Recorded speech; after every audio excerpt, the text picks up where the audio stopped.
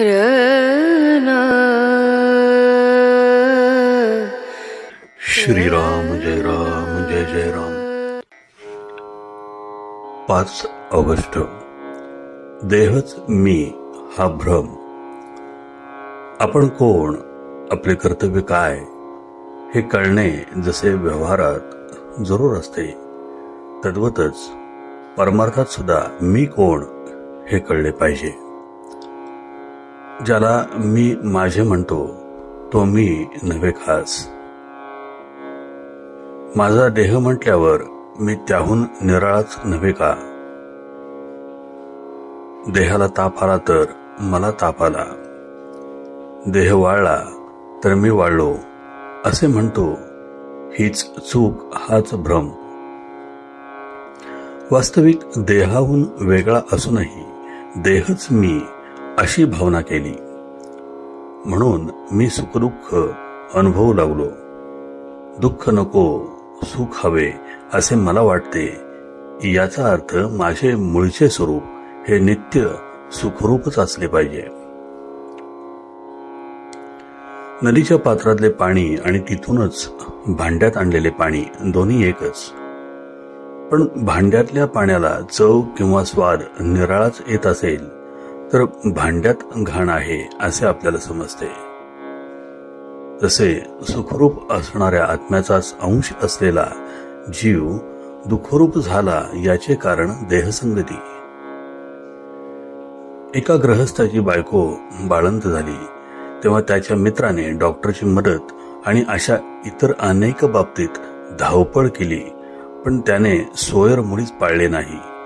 त्या मित्राप्रमाणे आपण देहाबाबत वागले पाहिजे. एखादे झाड काढायचे असेल आणि ते पुन्हा वाढू नये अशी इच्छा असली तर त्याची पालवी वरवर खोडून काम होत नाही. त्याच्या मुळाला पाणी घालणे बंद केले पाहिजे. तद्वतच संसाररूपी वृक्षाला आम्ही अभिमानाचे पाणी वारंवार घातल्यामुळे तो इतका फोफावला आहे.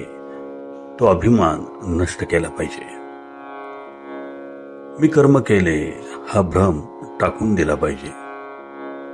खरा करता ईश्वर असताना जीव विनाकारणच मी करता असे मानतो.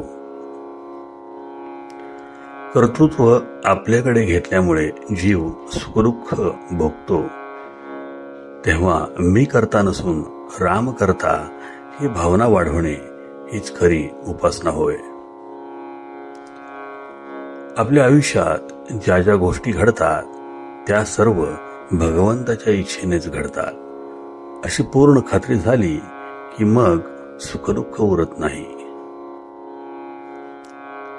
ज्याची अशी खरी निष्ठा आहे त्याचे तेज काही निराळेच असते. अशा माणसाला अचल समाधान लाभते. किंबहुना हेच साधुत्वाचे मुख्य लक्षण जाणावे. हे आपल्या अंगी यावे म्हणून साधनाची सर्व खटपट चालते. खरोखर तुम्हा सर्वांना आता पुन्हा एकच सांगतो की सदैव नामात राहण्याचा प्रयत्न करा आणि नीतीला धरून राहा. त्यानेच तुम्हाला भगवंत भेटेल. परमार्थात नीतीला, शुद्ध आचरणाला फार महत्व आहे. जो शुद्ध मनाने परमेश्वराचे चिंतन, नामस्मरण करतो त्याला सहाय्य करायला परमेश्वर सदैव तत्पर असतो. आपण त्या परमेश्वराला शरण जाऊन त्याच्या नामाचे प्रेम मागूया. दीनदयाळ भक्तवत्सल परमेश्वर कृपेचा वर्षाव करील याची खात्री बाळगा. आजचे बोधवचन. नामस्मरण समजून करावे. समजून म्हणजे राम करता या भावनेत राहून. श्रीराम जय राम जय जय राम. जयाचा जनी जन्म नामार्थ झाला, जयाने सदा वास नामात केला. जयाच्या मुखी सर्वदा नाम कीर्ती, नमस्कार त्या ब्रह्म चैतन्य मूर्ती. जय जय रघुवीर समर्थ. एक नम्र निवेदन. कुठल्याही धार्मिक कार्यात तसेच उत्सवात आपल्याकडूनही काही सेवा घडावी यासारखे भाग्य नाही.